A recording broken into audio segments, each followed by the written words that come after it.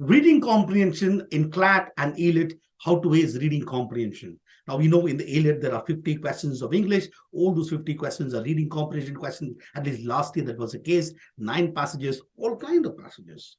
We got short one, we've got slightly long one, we've got people, conversation between people, we've got comparative reading, multiple, one passage has got 2 subparagraphs, and we got all sort of questions in the AILET. In the CLAT, you've got 30 questions that they say is English, which is reading comprehension, but to me, even the logical reasoning, to me, is practically reading comprehension.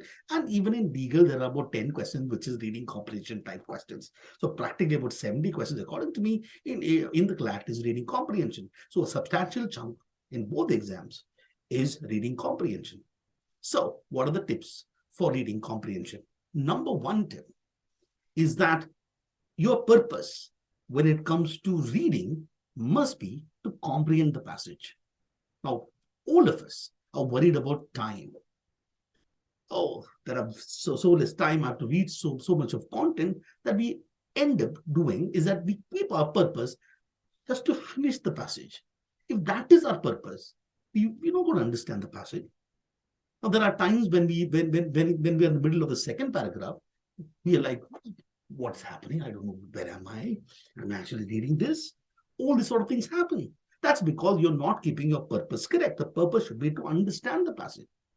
And you have to read at the pace of your comprehension. You cannot just read it fast. You cannot, it's not a rap, right? You have to read at the pace of your comprehension. If you read the passage well, you'll get less confusing questions. That's number 1. Number 2, when you go to the questions, please do understand, every single question, the answer is there in the passage, whatever be the question. Let it be main idea questions or primary purpose questions or inference questions, assumption questions, is there in the passage. You don't need anything beyond whatever information that is given in the passage. So if you read it well, you should be able to handle it, right? So you have to read the question carefully, and you're looking for an answer which is correct based on the information that is given in the passage.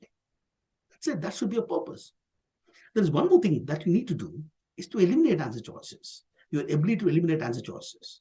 Okay, something that is not true, either not mentioned in the passage, or something that is false, or some extreme words are used, or some alien stuff is mentioned.